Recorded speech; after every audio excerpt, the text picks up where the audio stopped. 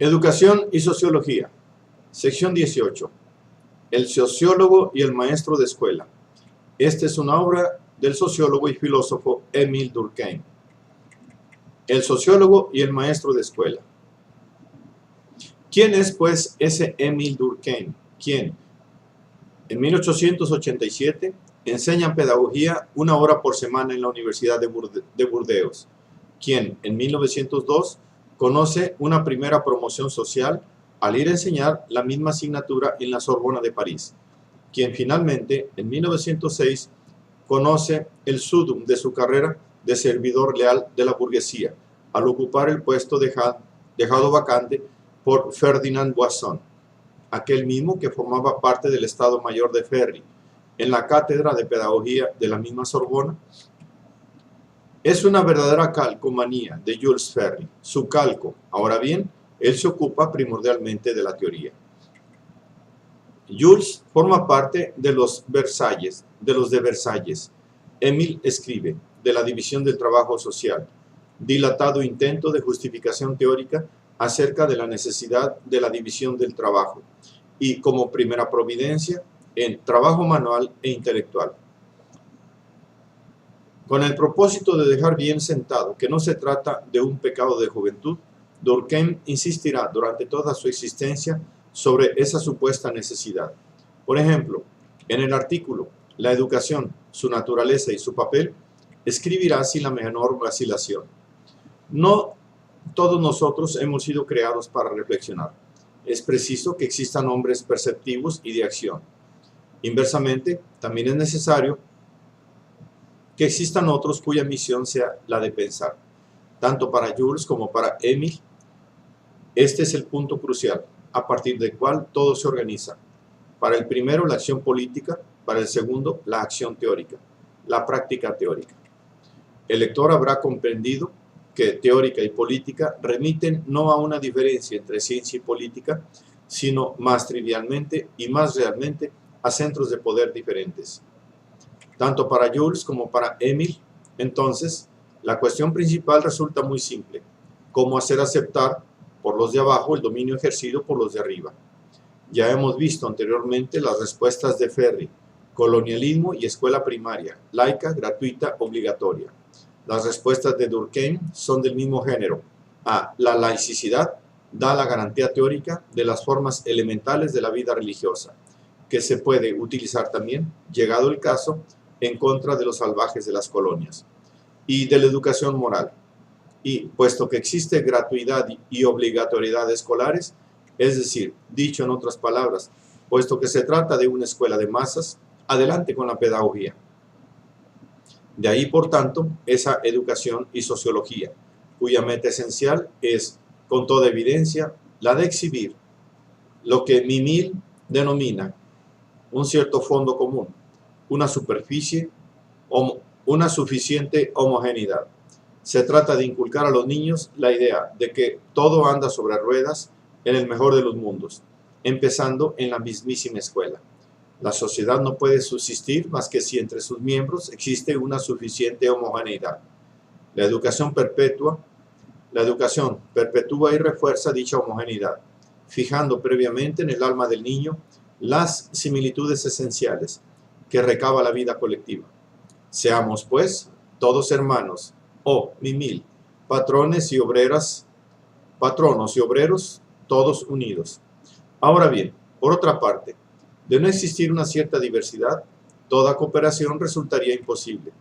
La educación garantiza la persistencia de esa diversidad necesaria, diversificándose ella misma y especializándose. Si esta es la educación del pueblo mimil, no estaría de más el preguntar a los trabajadores lo que ellos piensan acerca de la especialización, porque mimil, lo que desean los trabajadores es una educación politécnica. En cuanto a la diversidad necesaria, ellos la llaman lucha de clases. Finalmente, como siempre, los hay que, por ser frágiles o más solitarios, no pueden soportar esa solapada esclavitud, ese sometimiento a tutela tanto del trabajo como de la vida, y no disponen más que de una única posibilidad de protesta, su propia muerte. Esos que la educación moral no ha podido convencer y a los que no se puede ejecutar para meterlos en cintura, esos también deben, incluso muertos, pasar por el control del saber de Emi y de sus amos. Adelante con el análisis del suicidio. Así pues, la ejemplaridad de Mimile reside en ser, a la vez, reflejo y lacayo de Jules de la escuela obligatoria, prácticamente un número de duetistas. Los sociólogos que le sucederán se mostrarán mucho más astutos, incluso harán como si pusiesen en tela de juicio el poder, pero no los poderes, y en particular el suyo. No pocos son aquellos que han creído, que creen y que probablemente creerán a pies juntillas los cuentos chinos que sueltan la mar de series, no sin que se produzcan algunas interrupciones volcánicas, tal la reacción de Nanterre durante el invierno y la primavera de 1968. Estudiante de sociología, en efecto, pero ¿cuántos sociólogos profesionales? Ni uno. La ejemplaridad de Mimile, y este es el motivo por el cual se hacía necesario el revelar lo que estaba en el juego realmente al amparo de esa patraña de escuela primaria, obligatoria y de laicidad. En este asunto, Mimile se comporta como funcionario disciplinado y leal al Estado a cuyo servicio está. A cambio de esa lealtad, ese poder al que sirve le echa alguno que otro hueso. Y para empezar, un poder digno de un mandarín en la Sorbona. Esto viene a significar no tan solo el poder que ejerce todo patrón universitario sobre su o sus departamentos, sino también Sorbona parisiense y centralización obligan. El poder es sobre el conjunto de las universidades francesas por todo cuanto atañe a las ideas relativas a la cuestión.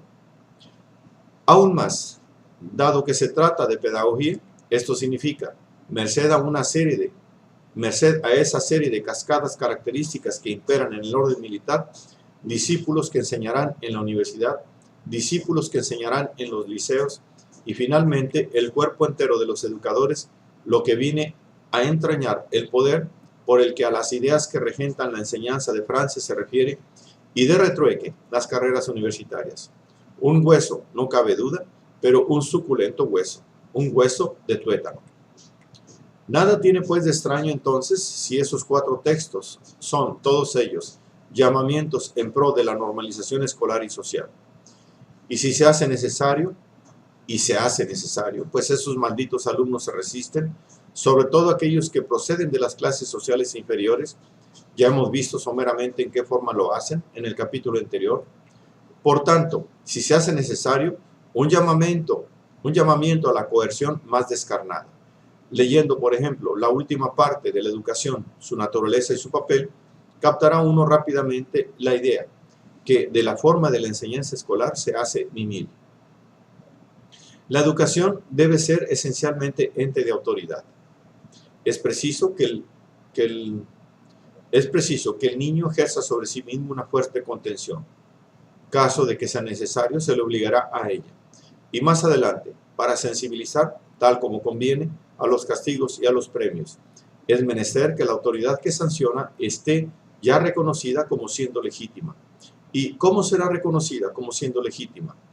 No cavilemos demasiado. De igual forma que el sacerdote es el intérprete de su Dios, el educador es el intérprete de los elevados conceptos morales de su tiempo y de su país.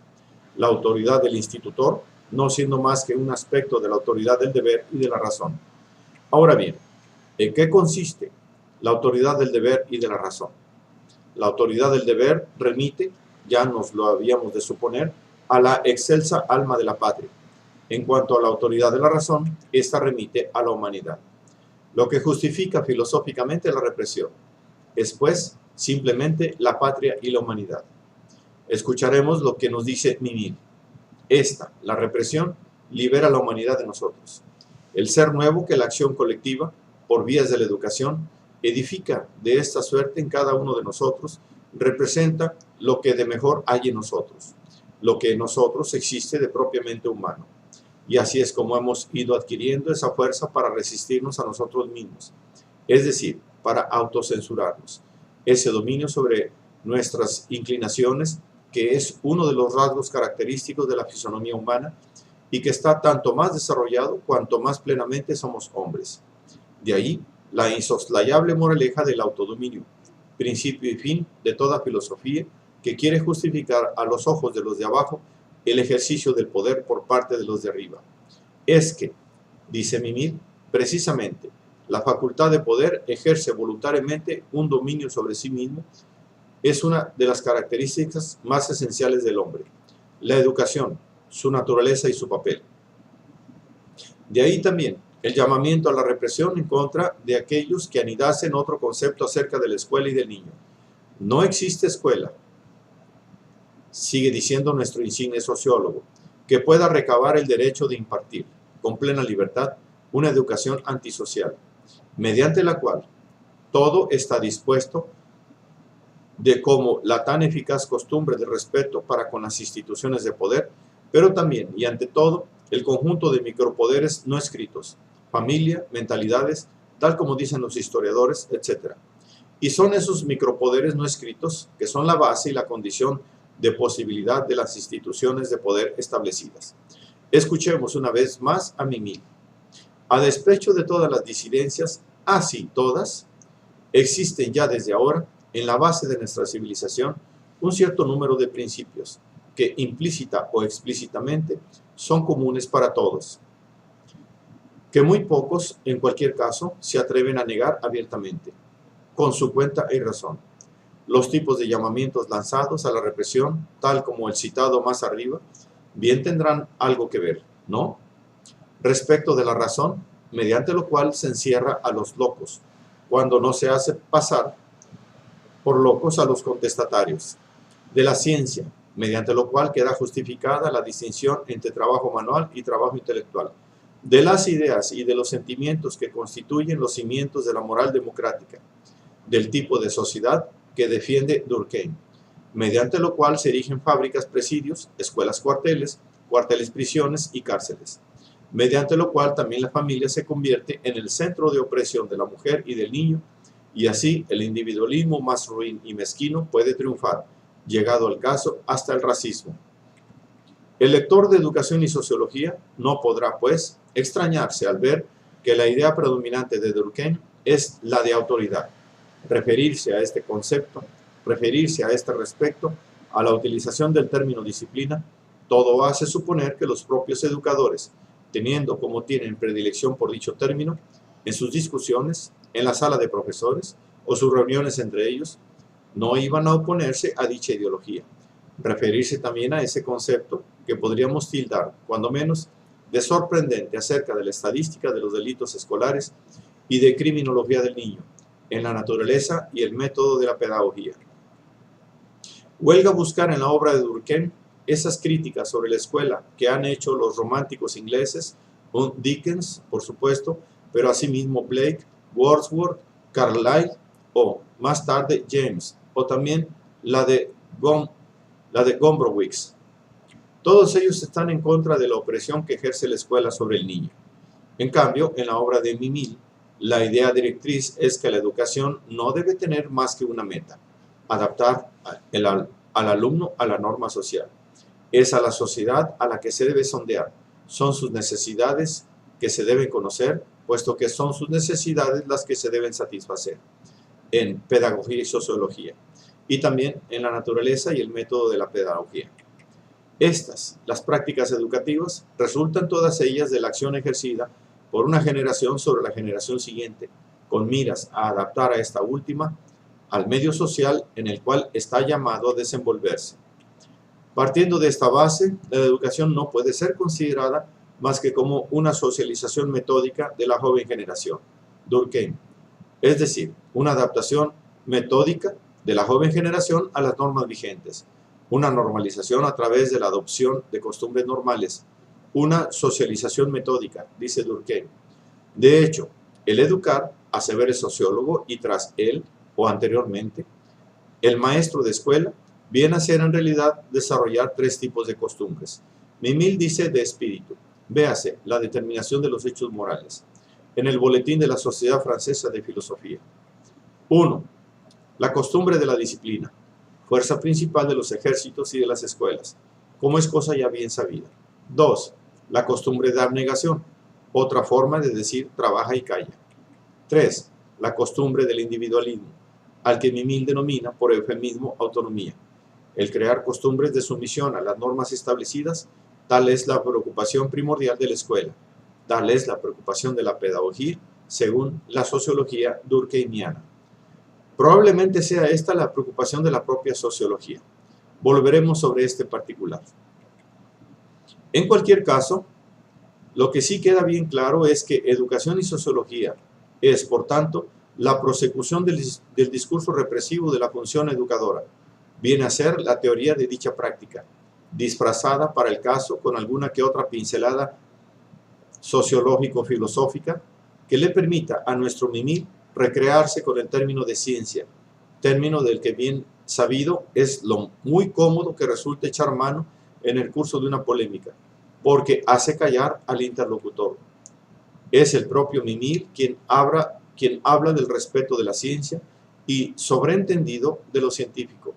Ciencia resultaría sorprendente, ahora bien, saber si el saber que se cambia por poder. Es que poder y saber están íntimamente vinculados el uno con el otro. Todo centro de ejercicio del poder es un centro de formación de saber, y el saber es en sí mismo un tipo de poder. Citaremos una vez más el curso inédito de Foucault en el Colegio de Francia.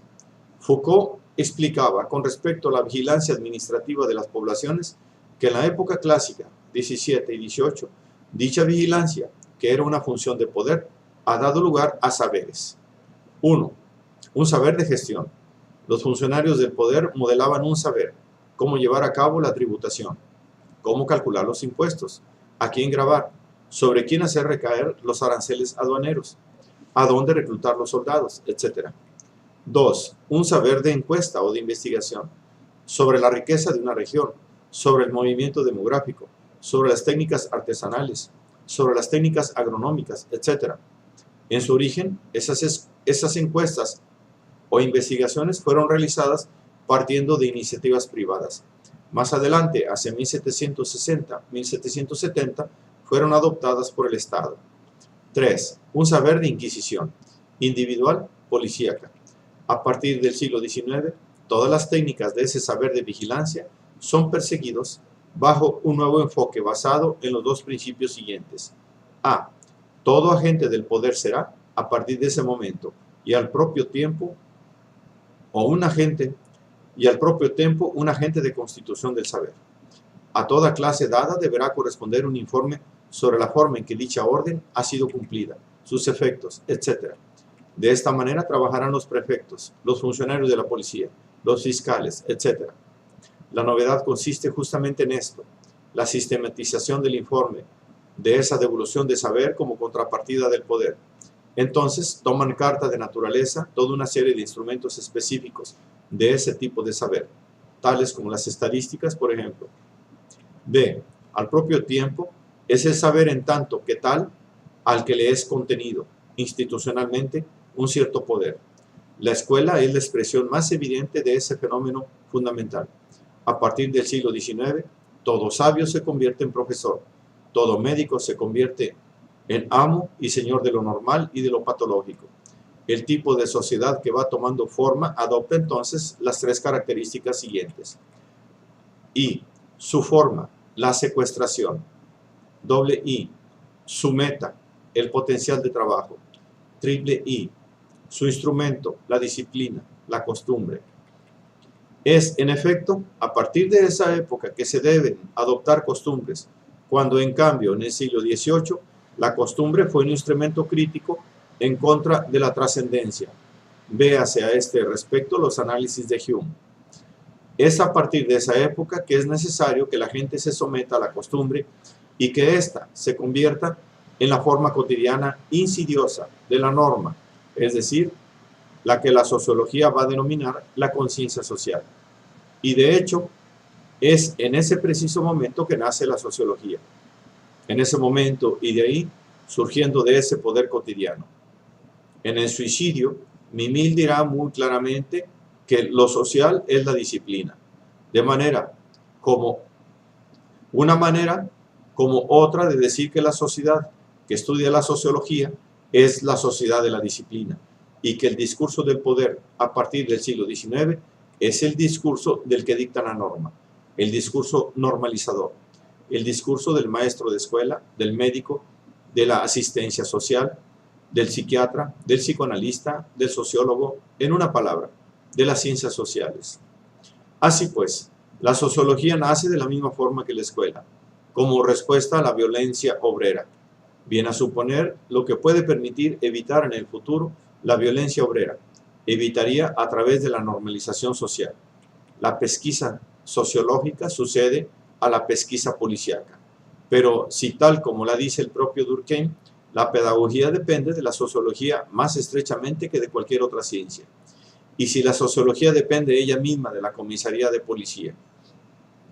Así pues, si el salvaje ha tenido al etnólogo después del misionero, ese otro salvaje representado por el niño tiene al maestro de escuela después del cura, y ese tercer salvaje, que es el obrero, al sociólogo después del gendarme.